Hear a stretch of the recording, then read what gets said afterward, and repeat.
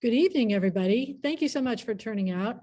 My name is Ann Thompson. I'm the Assistant Director for Public Services here at the Essex Library, and it is my pleasure to welcome you to tonight's meeting, Protecting Your Assets from Long-Term Care Costs with Attorney Erin Duquesne. We have a couple of housekeeping notes to begin with. Please keep your microphones muted and your cameras off. We are recording tonight. We will post the recording on our YouTube channel afterwards. So we'd like to have a very nice, clean recording to let everybody else see and hear. Please feel free to type your questions into the chat as they occur to you, and we will get to them. Either Erin will answer them during the presentation as they come up, depending on the topic, or we'll get to every one of them afterwards, I promise. And with that, again, Attorney Duquesne is an estate planning attorney with the law firm of Sapega, Daly, Pope, and Perry, and is based in the firm's Madison office. Erin is a member of the Connecticut Bar Association, Elder Law and Trust and Probate sections. She lives in Madison with her family and serves the Madison community on the town's Board of Selectmen. Welcome, Erin. I'm honored to have you here. Please go ahead and take it away. Thank you very much, Anne.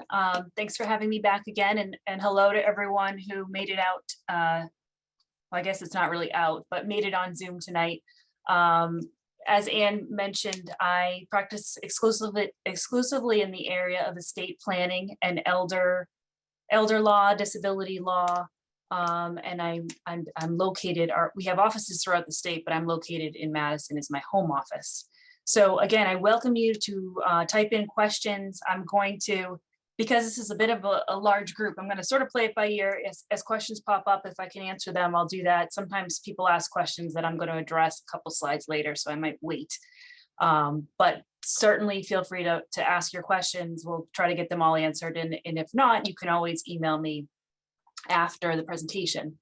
So I want to just warn everybody that this is a very ambitious agenda tonight, because this topic it encompasses a lot of things, and it's tough to leave things out. So I included a lot here in the PowerPoint. We might have to go a little bit quickly through some, but we'll just bear with me and be flexible. So.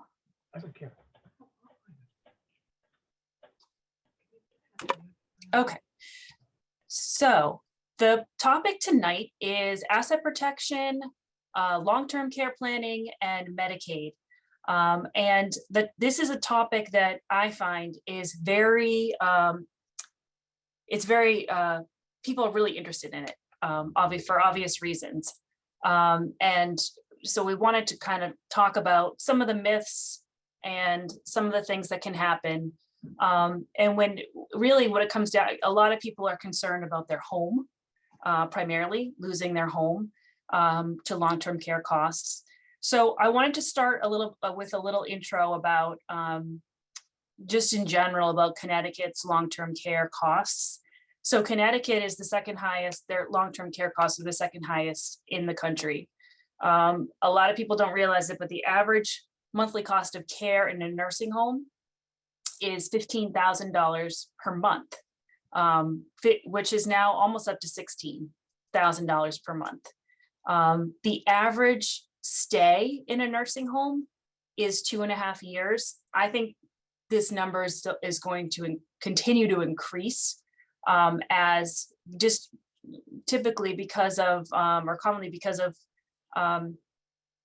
dementia and Alzheimer's, and some people can live quite a long time with that diagnosis and need intensive care. So about 70% of people age 65 plus will require nursing home care, and 52% of these people will require at least 1 year of long-term care. So they're kind of a little bit of a frightening statistics, but important to know.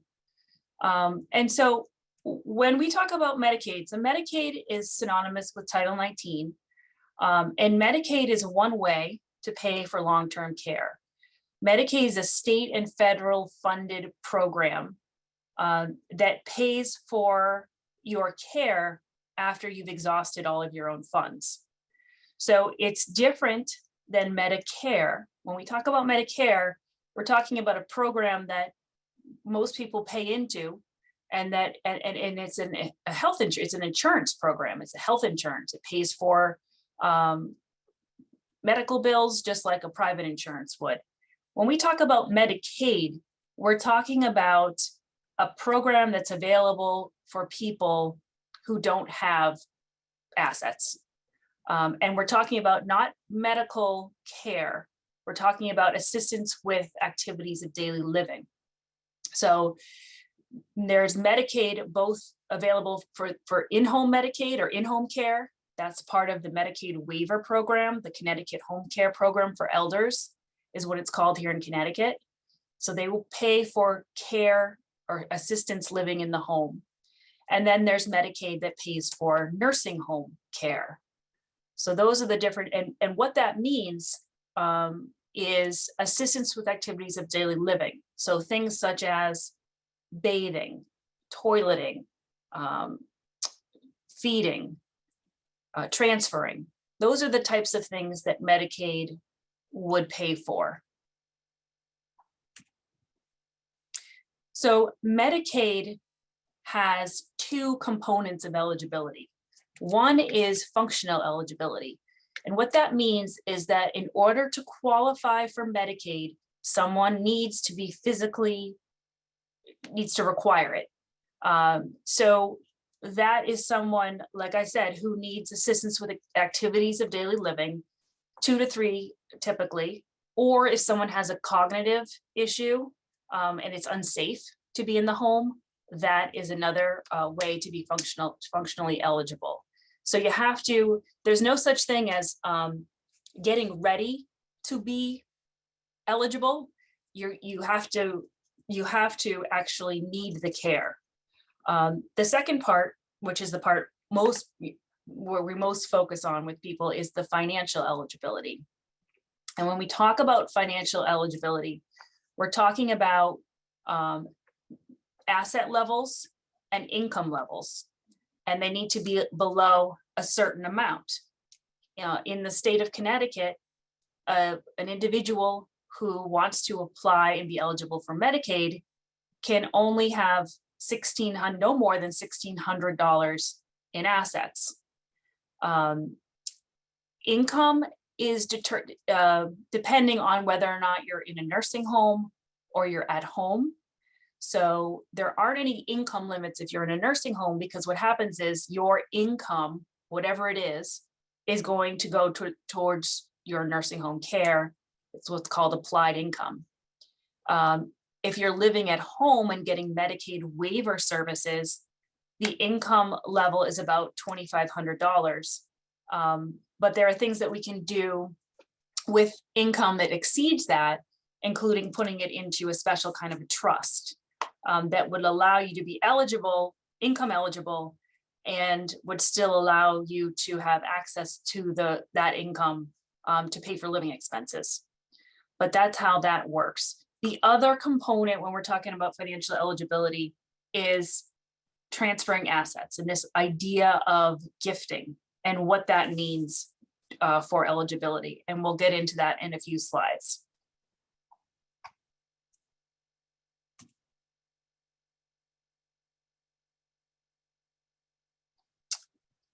Okay, and here we are. So I have quite a few clients who come in to me and say, well, what if I just gift my house to my kids, just put their names on the deeds. And then that I won't have that asset anymore. I can gift it away and I can become eligible for Medicaid.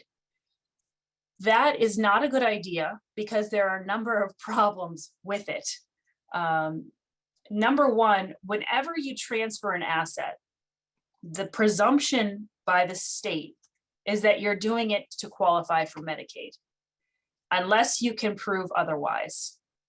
And there's a couple exceptions to that, which I'll describe.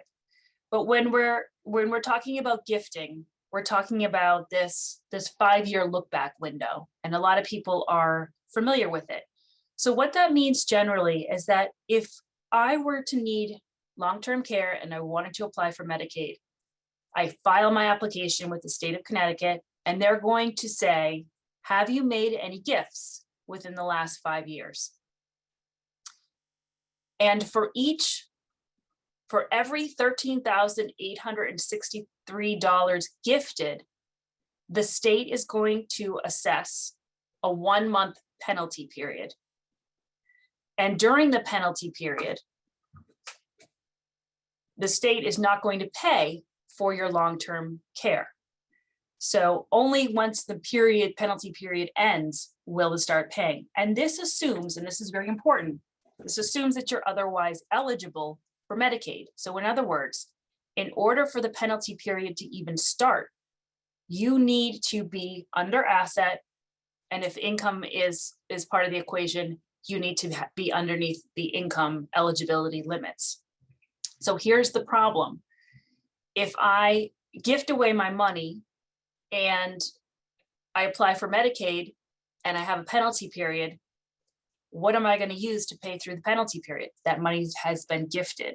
So it's an issue. So there are some exceptions that I'm going to talk about in a couple of transfer exceptions. So where transferring assets is actually allowed and it won't cause the penalty period. But essentially, that is what's going to happen, is that there's just going to be this period of time where the state's going to say, you otherwise are eligible for us to pay for your care, but we're not going to because you have this penalty period that's in place. And that's how the gifting works. Someone said, what is that time frame with the $13,000 cap? So what happens is that you either make one gift or series of gifts within the 5-year period prior to applying. The state's going to take that total amount of gifts and they're going to divide it by the penalty divisor, which is the 13,863. That's going to come up with the number of months for the penalty period, during which time you have to pay your own care privately. So that's how that works.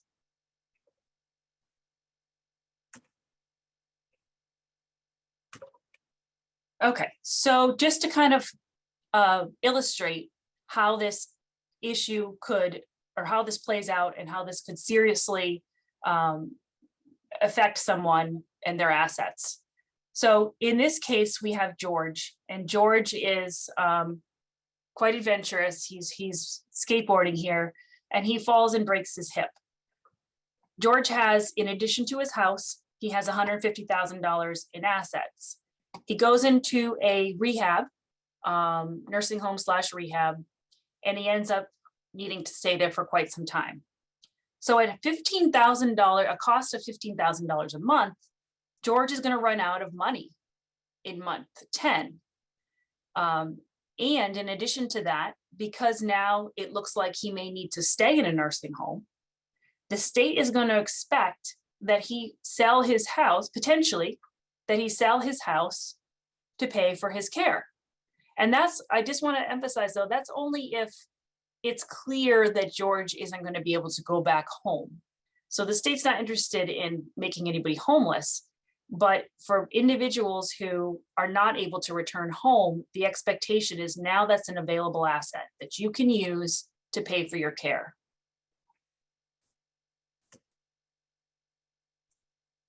So this gets into that a little bit further. It says, does George have to sell his house in order to get on Medicaid? So one of the workarounds to having to sell his house is that one of the exceptions in the law is that if you put your house up for sale and you're making a good faith effort to sell it, and what does that mean? That means that it has to be for fair market value. And it can't be for, way above it because you don't really want anyone to buy it. But if you're making a good faith effort to sell the house, then the state will say that that's not an available asset. So and when I say it's not available, meaning it's not available to pay for your care, it's not going to count towards the $1,600. And so he could potentially get on Medicaid. However, if the house sells, then George is going to lose his benefits because now he's acquired the value of the house. and he'll have to spend down so that he again becomes eligible, financially eligible for Medicaid, and then the benefits will be reinstated. So what about home care, the Connecticut home care program for elders? So you're living at home, you've decided that instead of going to a nursing home, you're going to get care in your home. And that can be anywhere from an hour a day to 24 hours. It really depends on the level of care that you need. And the way that that's determined is that the state will have someone come when an application for home care is filed. The state will have somebody come out to your home and assess your level of need. Now, at our firm, we handle Medicaid applications, and we have a geriatric care manager who's a nurse who we work with, who also will go out to your home and do her own private assessment in case we need to advocate for more services than what the state has determined they're going to pay for. So let's say you're in your home. As long as someone's living in the home, you or your spouse, if you're married, the house is not an available asset. However, when you pass away, if you've been receiving service or if Medicaid's been paying for your care, then when you pass away, when you have an estate, the state can file a claim against your estate to recover what it has paid on your behalf. And that claim has priority above other claims, but certainly before any beneficiaries get distributions, that claim has to get paid. Similarly, if it becomes a point in time where you cannot safely live at home, even with supports, and you transfer to a nursing home, then you'll be expected to sell the house and use the proceeds to pay for your care.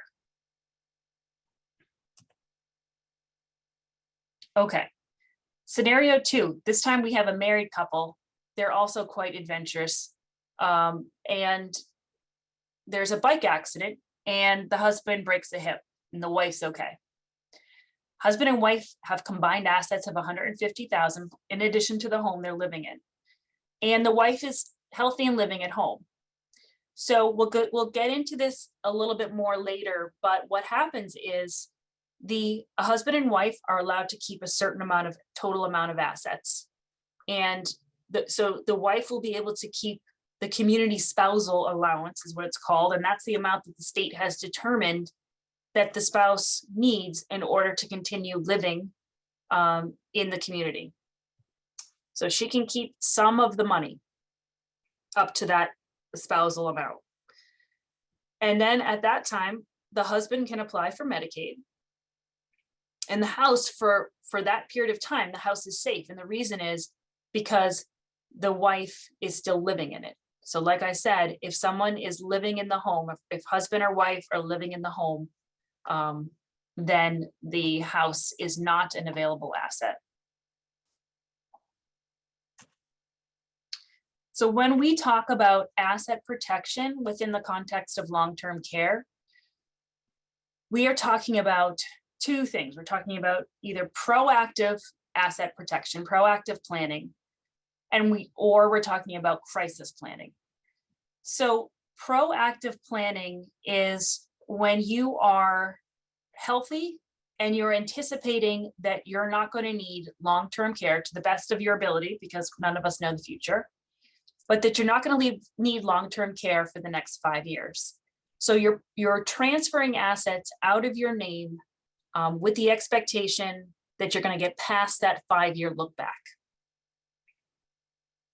And again, if you apply for Medicaid and you give assets away within the previous 5 years, you're going to get assessed a penalty period.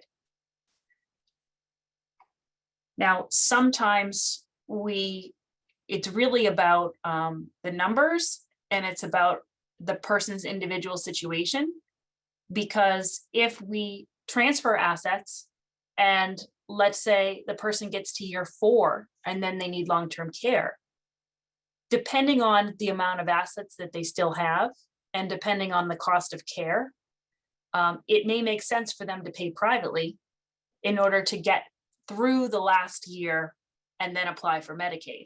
So it really is it's very specific to the case that we're working on.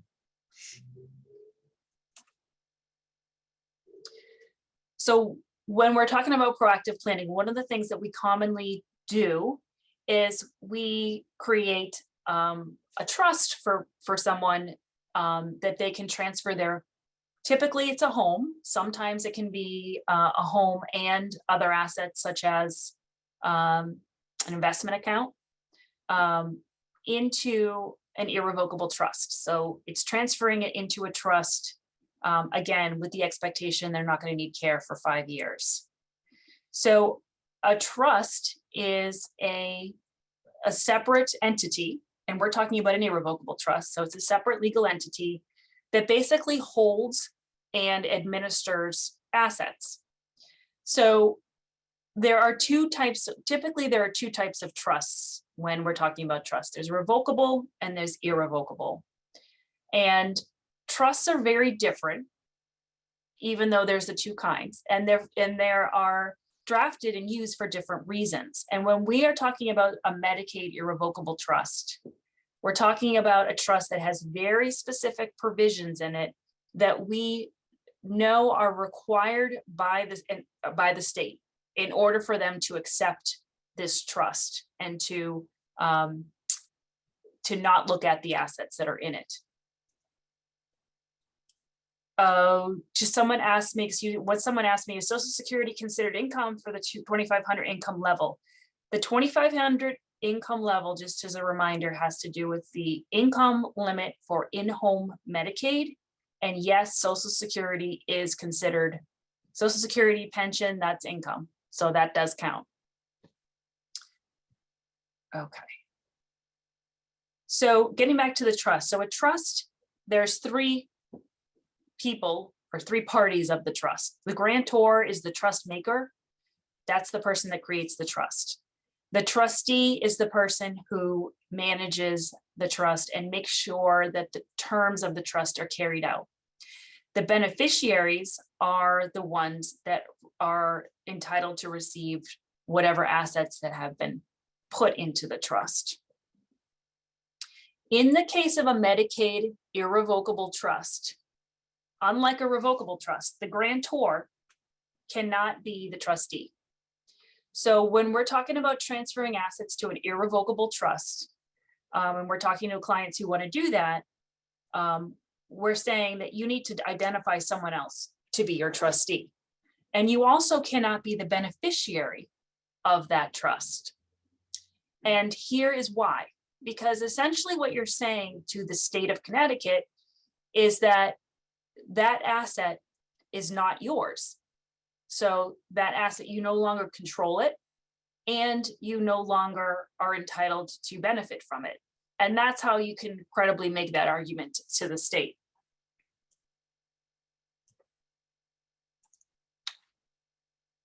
So how does the irrevocable trust work? I've kind of explained this already, but it has to do with you put your house, other assets potentially into the trust. With the case of a house, you maintain the right to continue living in the house, which is important. You also name the trustee who you want, and you also retain the power to remove and replace the trustee. So this idea of relinquishing ownership of a house, even to a trust, can be very daunting for people.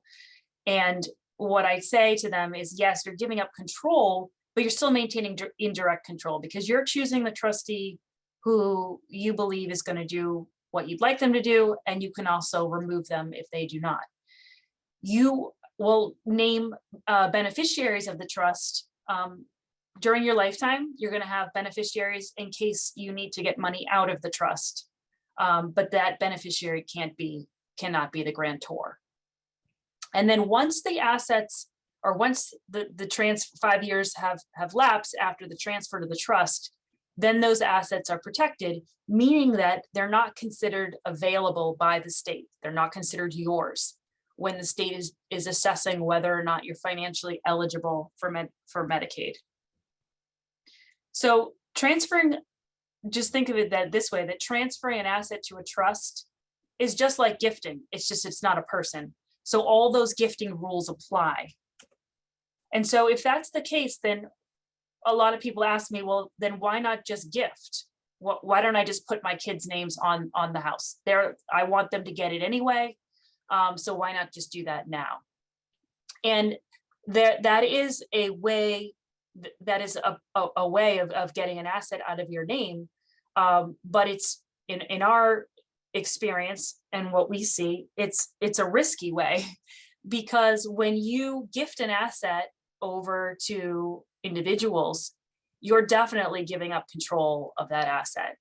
And the other thing is that even, if your kids, let's say, if it are, you have full trust in them, we all can't always foresee or control what happens in our own lives. So you gift the house or you gift other assets, and what if your child gets a divorce? Or what if they get in a car accident and then they're sued? Remember, they have legal title of that asset now. What if you have a falling out with your son or daughter, and all of a sudden they've got ownership of your house or other assets? What if your child passes away? If your child passes away, their interest in your property is going to pass under the terms of their own estate plan, provided that they have one. And in many cases of people who are married, that's going to mean that asset is going to go to their spouse. So your house or whatever assets you have now pass to your son or daughter's spouse, which in many cases is not what people are looking for. So just to pause to answer a couple questions. Are there financial limits on how much can be put into a trust? So there are no limits. The only limit, or the only thing to be thinking about is, again, a potential penalty period. But again, if you're doing this when you're healthy, then that's not as much of a concern. The other thing, when people are deciding what assets and how much to put into an irrevocable trust, again, because you are not the beneficiary of the trust and you're trying to protect those assets, you're going to want to put in assets that you're pretty confident that you're not going to need. So a house is an easy one because it's illiquid and you're still maintaining the right to live there. I have some clients who also consider putting investment in it, and that's something you really have to analyze, perhaps with the help of a financial person, to kind of look at what your needs are going to be, what your income is, and what your other assets are, before you decide to put additional assets beyond just a house into a trust. Can you have co-trustees? Absolutely. You can have more than one trustee, and you can also dictate how they have to work together. So you can say that either can act. The default under the statute is that they have to act by majority rule. So what that means is that if you've got two trustees, they both have to agree, but one can sign off on behalf of the trust. If you don't like that, if you want them to have to both sign off on everything, that the trust can be drafted that way. Can the spouse be beneficiary of a trust? No, because the state is looking at husband and wife together. So your assets, regardless of how they're titled, if they're titled in the name of husband or wife, for the purposes of Medicaid, your assets are the total of both of you.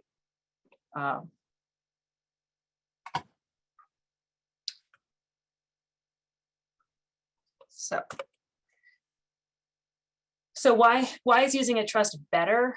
Again, you're putting your assets into a vessel that you're maintaining some control over, and in addition, control during your lifetime. And in addition to that, you're the one that controls what happens when you die. So your irrevocable trust would be written very similar to your will or revocable trust. And it would say that when the trust terminates, this is how I want the assets to go to my beneficiaries. The other thing to point out is that you can actually, even though it's an irrevocable trust, you can actually change beneficiaries. So if 5-10 years after you create the trust, you decide that you want to, instead of leaving things equally to your kids, you want to change up that distribution, you can do that. So that is another way that you're still able to maintain control. So that sort of in a nutshell is the trust. And so when you hear people saying, put your house in a trust, that's what we're talking about. We're talking about an irrevocable trust. I do have clients who create revocable trusts, which is really, think about that more of like a will substitute. I have clients who come in and say, well, I have a trust and my house is already in it, so I'm all set. My house is protected. But again, that's only if it's an irrevocable trust, because a revocable trust, you still have complete control and access to that asset. So that's an important distinction. So what happens, now we're going to segue from proactive planning to crisis planning. So now we're in a situation where someone's has a diagnosis, someone falls ill, and they need long-term care. And, this happens quite a bit because, not everyone plans ahead, and we don't know what's going to happen, and things happen in life when we don't expect them. So there are things that we can do to protect assets, even in this instance. So looking at some of the things that we can do. So one is spend down. So you can always spend down your assets to the limits, the eligibility limits. And there are some, we'll get into it in a few slides. There are some spend down techniques that we do recommend, but we don't recommend spending down just to spend down, because again, you can protect some assets.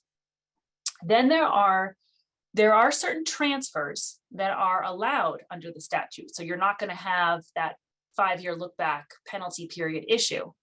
And one is transfers between spouses.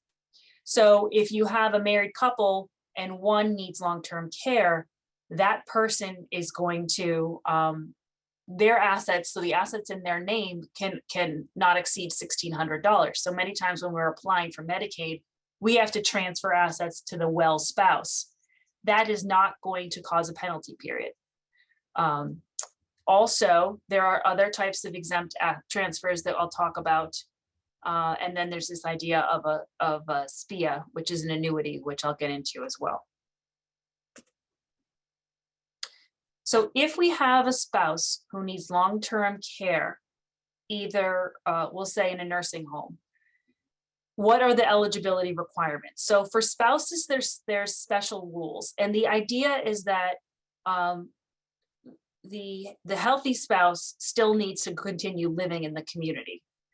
And so the state decides, and this amount goes up usually every year, but the state has decided that the well spouse, the healthy spouse, can keep a maximum of $137,400.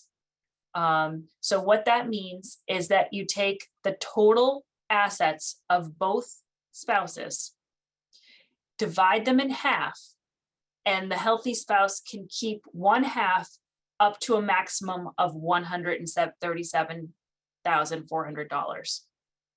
And that's it.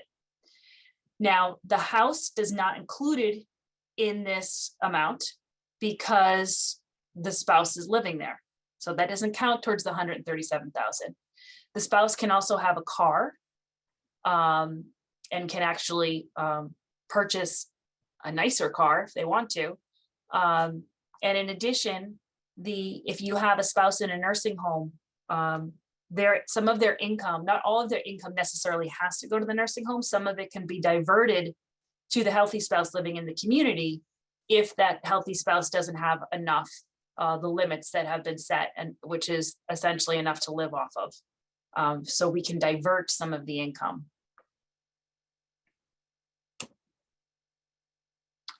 So talking about spending down. So spending down, again, it's not about just getting rid of the money. But there are some spend down techniques that we do recommend for clients in certain circumstances. And one of them is to purchase a prepaid funeral contract, because a irrevocable funeral contract is not considered an asset. So I believe the limit is $9,000. So you can take some of your assets, purchase the funeral contract in that amount, and that will be not count towards your asset limit. So you've taken assets and converted them into an exempt asset. You can upgrade your car. We recommend that if people have put off things like dental work or getting new hearing aids, that they do that. They take care of all those expenses.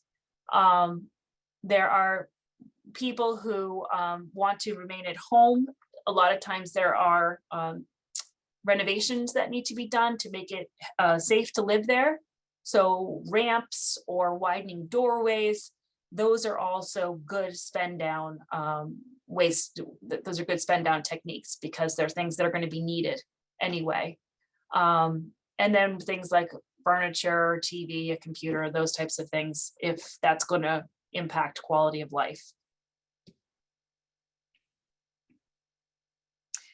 Someone asked, for the irrevocable trust, can the trustee and the beneficiary be the same person? Absolutely. And that's pretty common, that a parent would set up a trust and they would name their kids as both the beneficiary and the trustees of the trust. So that's something we see pretty often.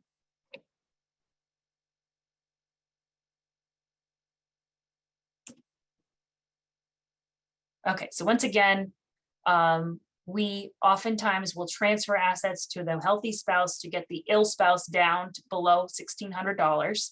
And that's considered an exempt transfer, so you would not be penalized.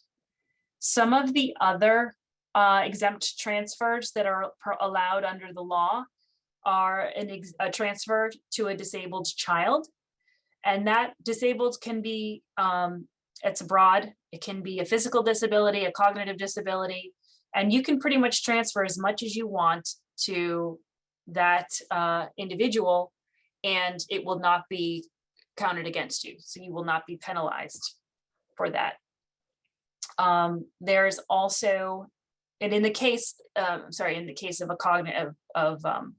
a beneficiary or a child with a cognitive disability, we might actually set up a special needs trust and transfer to that. But that's kind of what we're, so there are different things that we can do depending on the circumstances. The other type of transfer that we see often is the caregiver child. So if I'm have been ill and I've been living in my home and I have a child, when I say child, I mean adult, but living with me and has helped care for me to the extent that if they were not providing that care, then I would be required to be in a nursing home. And so by them providing that care, I've been able to stay at home. And so if that's the case, and that's happened for the 2 years prior to applying for Medicaid, then we can transfer assets to the caregiver child. And that includes transferring a house to the caregiver child, and it will not be counted against the Medicaid applicant. So that's another very helpful exception. Couple more questions. Okay. Not clear about the spousal transfer. Earlier you mentioned the state looks at married couples' assets as one total. They do. So in order to be eligible, the applicant needs to have no more than $1,600 when you have a married couple. So we have to oftentimes have to transfer assets out of the ill spouse's name. And we can do that. We can't transfer them to a child or a third party, but we can transfer them to the spouse.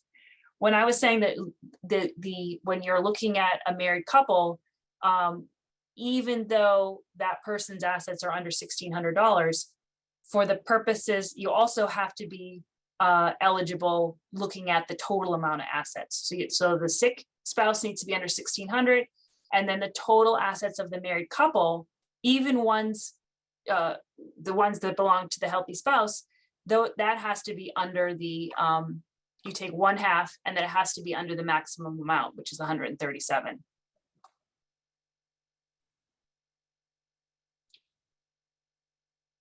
If the healthy spouse has a 401k, does that count towards the 137,000? Yes, it does. So even though that account is in the name of one spouse, it's still considered an asset for the married couple. And so when we're applying, so that's a good point, because what happens is when we're looking at what assets to keep as part of the 137, we'll try to keep the IRA or the 401k, just because of the tax implications of liquidating that account. Another thing that sometimes we can do is that we can convert that IRA to an annuity, and that would transfer that from an asset to an income stream. So there's different rules for the retirement accounts, but yes, it does count towards the total. What if no spouse? If no spouse, then the asset limit is $1,600.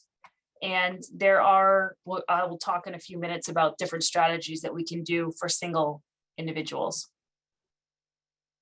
Is the only asset that can go to a caregiver child the house, or can financial accounts be transferred? Financial accounts can also be transferred, not just the house. I just say the house because that's pretty common, but any assets can be transferred to the disabled child, or the caregiver child. Actually, I'm sorry, I take that back. When we're talking about the caregiver child, it is the house. So it is the house. We're talking about a disabled child, it can be other assets. There is another exception under the statute that I didn't have on here, but it's called other valuable consideration. So if you have someone who's been taking care of you, you can transfer assets, and it's not just the house, but you can transfer other assets. And that is more about compensating someone for the care that they've provided. What kind of proof is needed to show the state that the child's a caregiver? So what is needed is you need to show that the child lived there. So you need mail, you need something with their address, and then you need something from the doctor, a doctor that's saying that, but what type of care that child's been giving, and that without that care, that person would require nursing home care. So that's generally what we, the evidence that we try to gather, that we need to gather in order to submit that with the application for acceptance by the state. Okay, so we're gonna get into some pretty detailed stuff right now, and I don't intend to do that, but really what this is talking about is trying to illustrate to you that there are strategies that we can use in a crisis situation. And one of them is this, what's called a single premium immediate annuity. We talk about this. So within the state of Connecticut, actually, the managing partner of our firm successfully argued this case in front of the courts in Connecticut and made it possible for these types of annuities to be used to protect assets. And so this is a special kind of annuity that's Medicaid compliant. And in order to be Medicaid compliant, there are very specific rules. So an annuity has to be non-assignable, irrevocable, so you can't change your mind. It has to be actuarially sound, which means that it has to pay out over the life expectancy of the beneficiary, and the state must be a remainder beneficiary. So the way we're using an annuity is we're saying a healthy spouse can only keep X amount of dollars. So what are we going to do with the amount of dollars over that? We can take assets and we can purchase an annuity, and what that does is it converts the assets from assets to an income stream. And as we said, the healthy spouse can have income. So that can get the ill spouse under, or the couple underneath the asset limit. And this is the way that the state will allow it, namely that it has to pay out over you use the life expectancy of the healthy spouse, and it has to be set up. And this is why this needs to be done by someone who knows what they're doing. It has to be set up so that it pays out before over the life expectancy of the person. And the state is the remainder beneficiary. So in other words, if the healthy spouse passes and there's money left in the annuity, the state gets paid back what they paid for the long-term care costs for the ill spouse.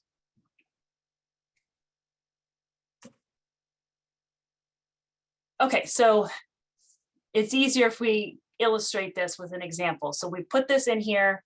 You have a husband and wife. Together they own a house and a car, and they have about $500,000 in liquid assets. And when I say liquid assets, I mean investment accounts.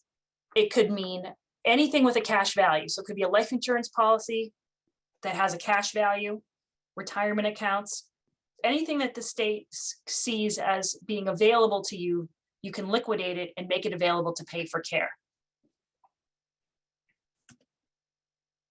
Okay, so in our example, the husband is ill and needs to go on Medicaid. And we've already explained that the wife, she's the spouse living in the community. She's entitled to keep the house and the car. Those will not count towards the asset limit. And then she's allowed to keep an additional $137,400 in assets.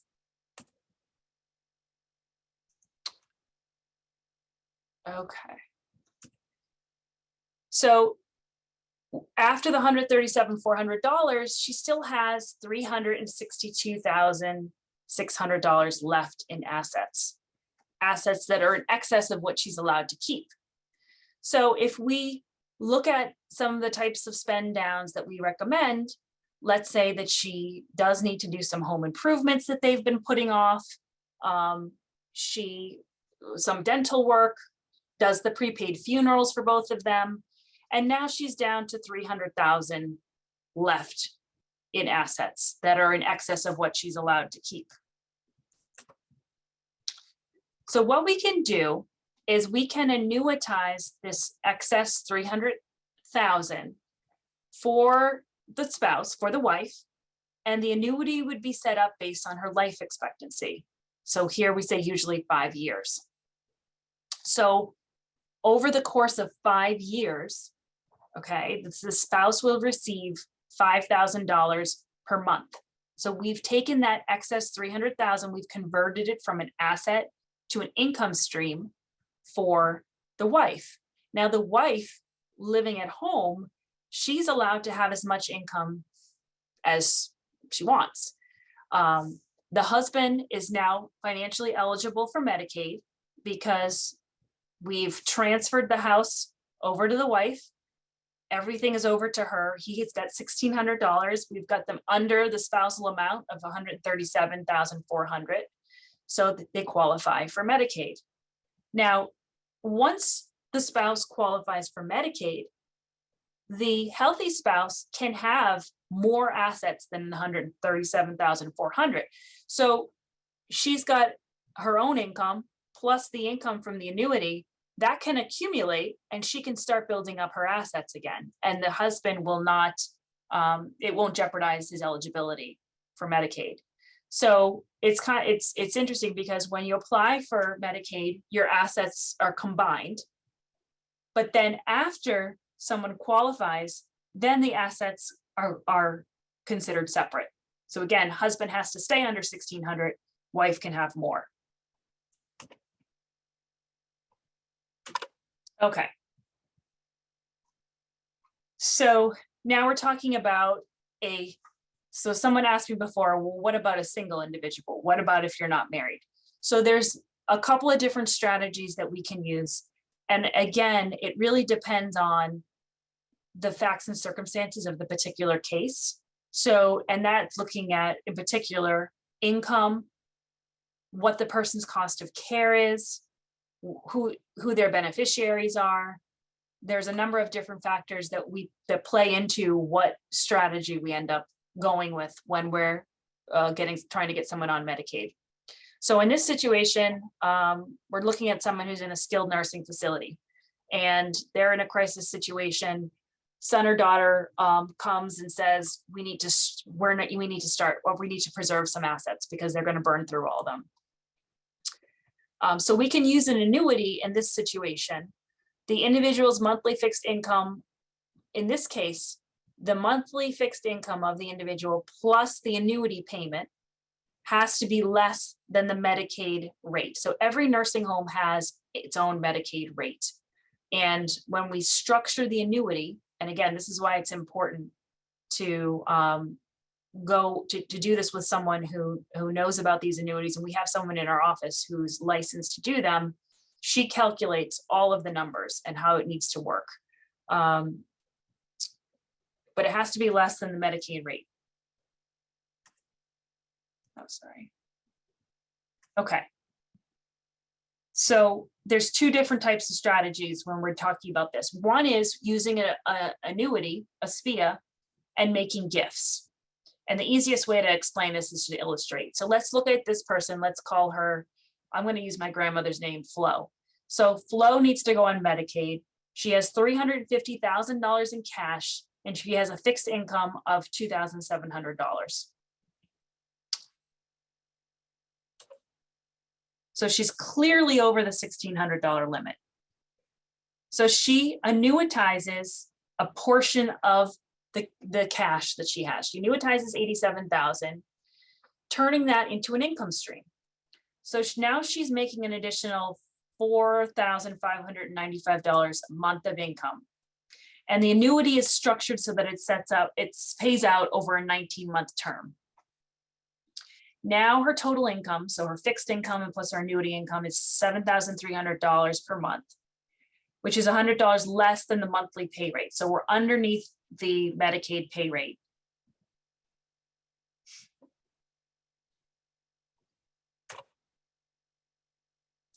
So she gifts the remaining $263,000 of her $350,000 to her children. So we're gifting knowing that we're going to cause a penalty period. And again, the penalty period, and this is all calculated out ahead of time. So the penalty period is going to be based on that monthly penalty divisor, which is $13,860. And that's what we take, 263,000 divided by the 13,860, and we get a 19-month penalty period. So during that penalty period, the state says, you're on your own, we're not paying for your care. Okay, so now someone's going to pay for the care during the penalty period.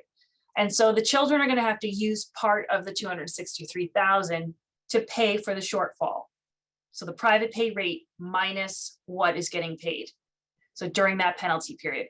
And getting back to what I was discussing before, when we gift to the kids, we can gift to a trust. So that's an option where it provides a little bit more protection. It doesn't have to go to them individually. Okay, so then what's the outcome? The outcome is that, so she's got a monthly, the pay rate, private pay rate at the nursing home is $14,000. She's got a Social Security and her pension income is $2,700. So that's going to the nursing home. She's got her annuity income of $4,595. That's also going to the nursing home. So she's short $6,705 every month. And that's the amount the kids have to make up with the gift. But even despite doing that, so it's $127,395,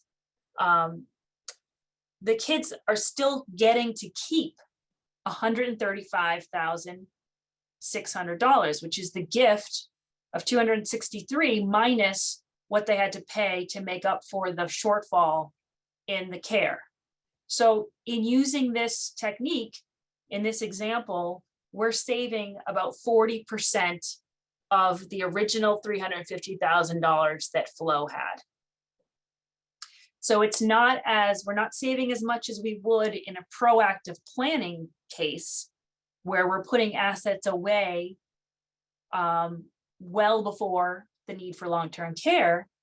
but we're still able to preserve 39% of the assets.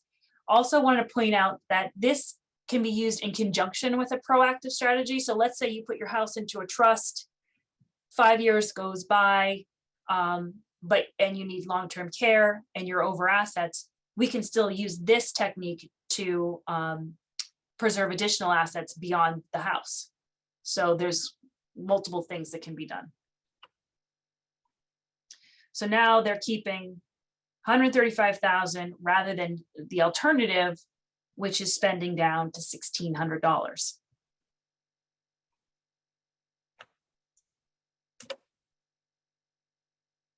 Someone asked, what is the Connecticut spend down time frame? There's not really a time frame. You just have to be spent down at the time of application. So you don't apply for Medicaid until you're, you apply for Medicaid in the month when you're eligible. So all of this, the timing of all of this is crucial because it all has to be done and the application has to be filed at the right time. Okay, so in the case of, I'm going to say Flo, Medicaid, now they've paid through the penalty period, Medicaid starts to pay for her care.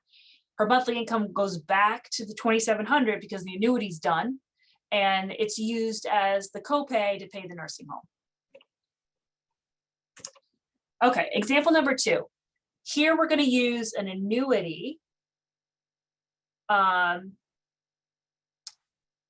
Here we're going to use an annuity and we're not going to gift. And what we typically do with clients is we run different scenarios and then discuss them with the client to see what makes the most sense in their particular situation. And someone asks, is the $135,000 taxed at a different rate than the usual income? So that's a gift. So it's not, that's a gift to the kids, and that's not income to them.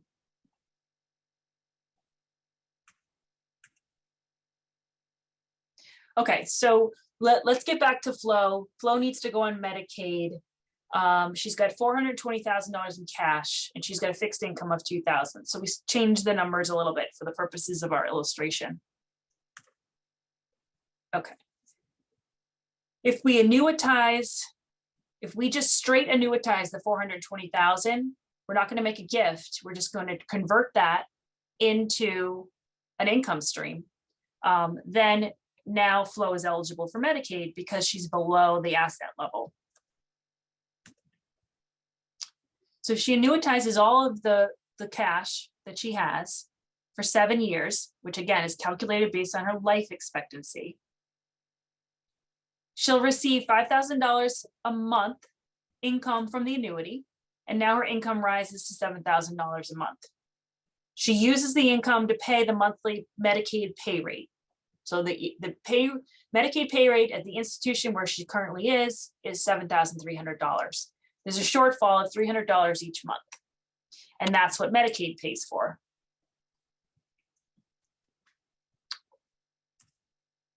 So in this case, if Flo dies in month 30, she has $270,000 of annuity payments remaining, and she has to pay back the state.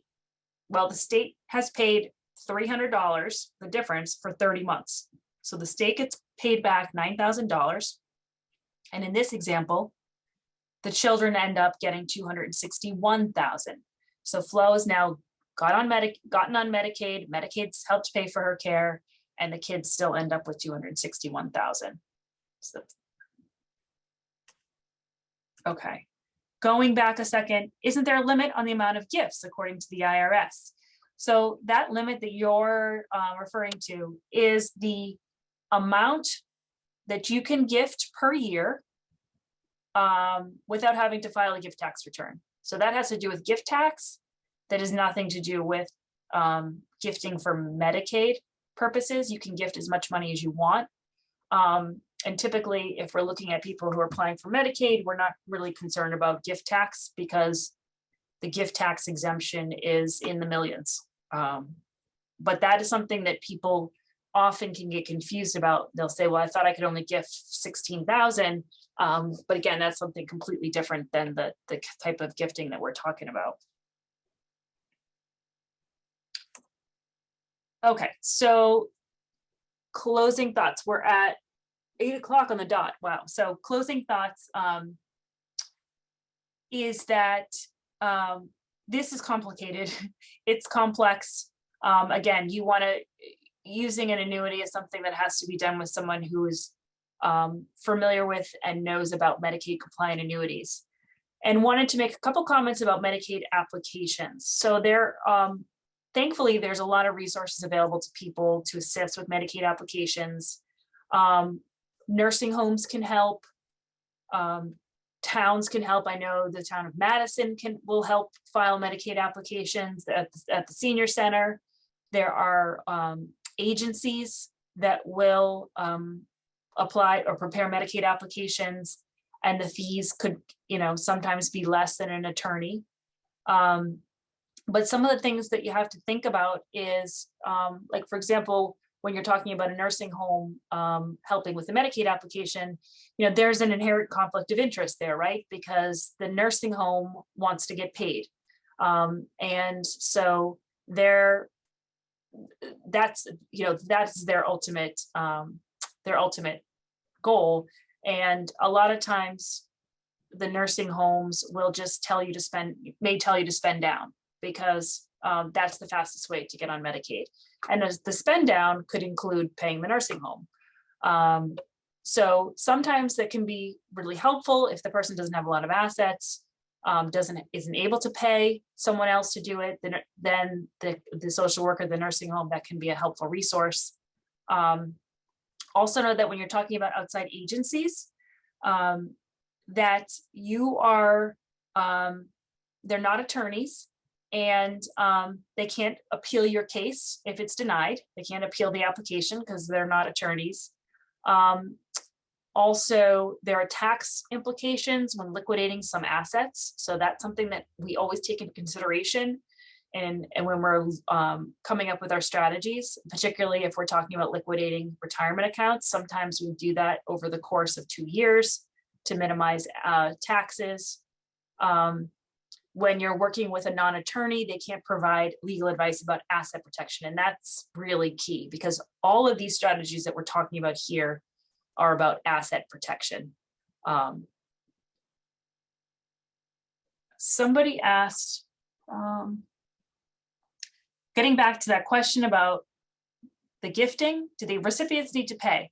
No. So the way that the gift tax works is that if you make a gift and it's over that annual amount, you have to file a gift tax return, and that the amount of the gift is deducted from the total amount that you can gift over your lifetime. So no gift tax is owed by the recipient.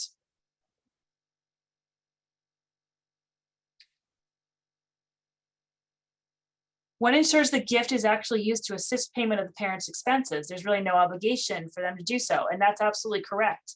And that's why I was saying that there is inherent risk with just gifting in general to individuals. And that's why sometimes we can gift to a trust to help mitigate that risk. But also when we're talking about a crisis situation,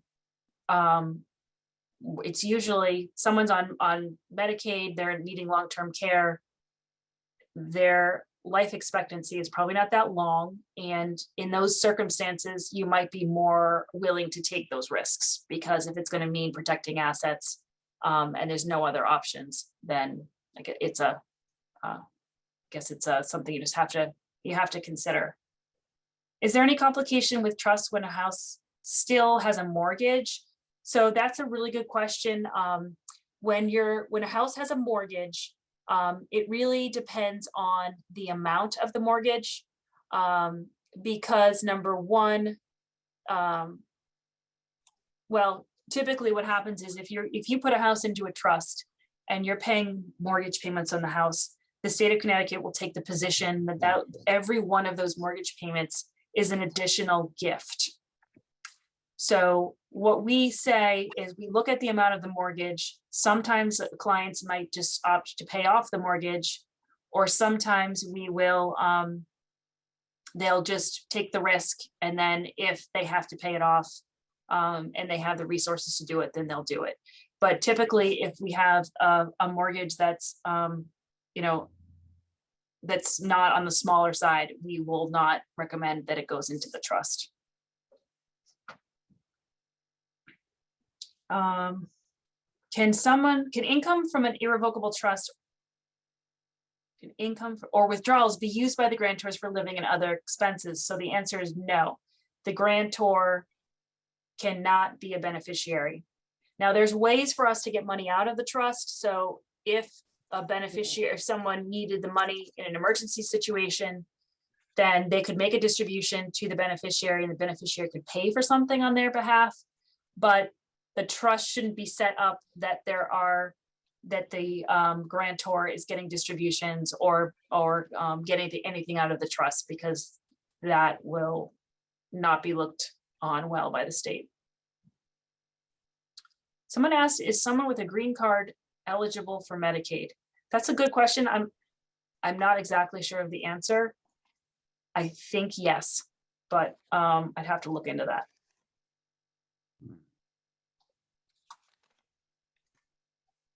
The cost of setting up and administering a trust. So that can vary, and it really depends on how complicated the trust is. So in other words, when I say that, I mean things such as, are you leaving money outright to beneficiaries? Are you leaving them in trust for a beneficiary? Perhaps they have, they're on public benefits and they need money to be left in a trust, or if they are a minor, or if they are spendthrift or have substance abuse issues. So it really kind of depends. So what we say is, if you come in and have a conversation with us and we look at all of your circumstances, then we can give you the fee at that point based on what is the case, what's true in your case.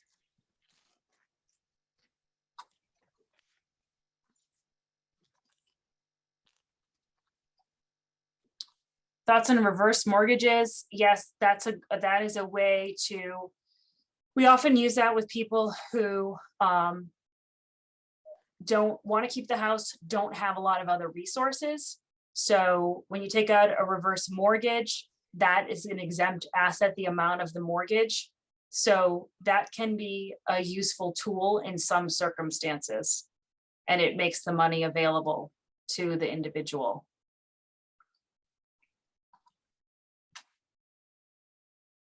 If assets are already in a revocable trust set up by a deceased parent, child is a trustee and is a beneficiary of that trust, is the asset in the trust considered property of the child if sued or sick and needing nursing home care? Okay, assets are in a revocable trust. So if they're, if a parent sets up a revocable trust and then dies, that trust is no longer revocable. Now it's irrevocable. That's what happens at death. And they've named their child as the trustee, and the beneficiary is the asset. So this sounds like they've left assets to a child in a trust. Depending on the way the trust is written, then it is not, it could have creditor and divorce protection. Again, it depends on how the trust is written, but it is possible, yes, to have creditor and divorce protection.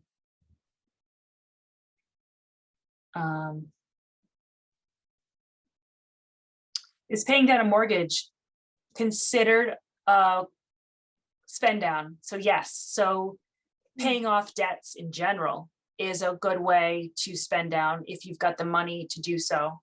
That's completely acceptable. Okay.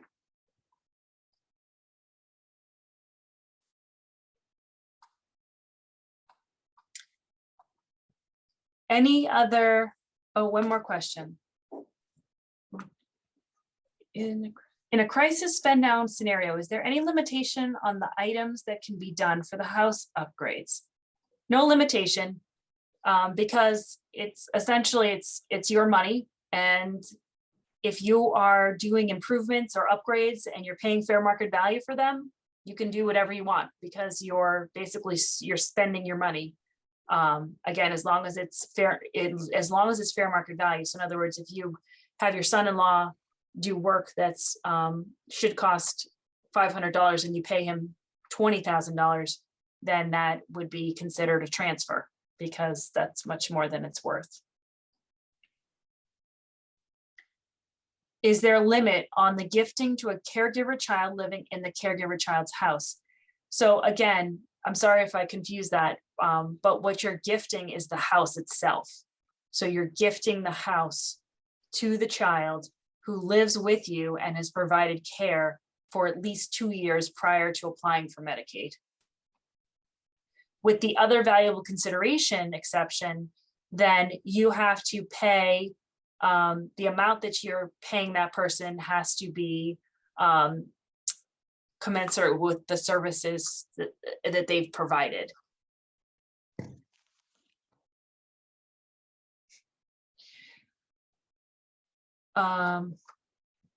Someone asked, so we do initial consultations at the firm. Someone asked me for the cost. So our consultations, the way they work is that if you were to call our office, we provide you with a questionnaire where we request quite a bit of information, but you can see why here, because we need to look at everything when we're determining what strategies might work best in your particular scenario. So we ask that you return the questionnaire if possible prior to the meeting, and we prepare for the meeting. Our consults typically last anywhere from 1 to 1.5 hours plus, but that's the average amount of time. So they're pretty substantive. So the cost for our consults for the people who attend seminars is $350, and that covers preparation and as well as the meeting time. All right. So this help, this may be worth it, right? Oh, I think someone's off mute. Okay. Aaron, thank you so much for that. Obviously, as everybody in the audience can see and hear, this is a terribly complicated issue and Yeah. fraught with alternatives. Let's just put them that way. That really, I can't see how anybody could really navigate this in a comfortable way without getting some professional advice and help. One thing I wanted to ask was, in order to, generally speaking, avoid a crisis scenario, do you have an average age range where you would recommend people come in for that consultation? Like what point in your life, or an average age, so to speak, do you think people should really start looking at this and taking care of their estates? Well, so for estate planning, I would say don't wait at all, because it's really important to have estate planning, which we talked about in prior presentations, because you want to make sure that you control where your assets go at the time of your death. But this asset protection type planning, when we talk about transferring assets, I would say between the ages of 65 or 65 plus, 70 plus, because there's a balance, right? Because we don't want to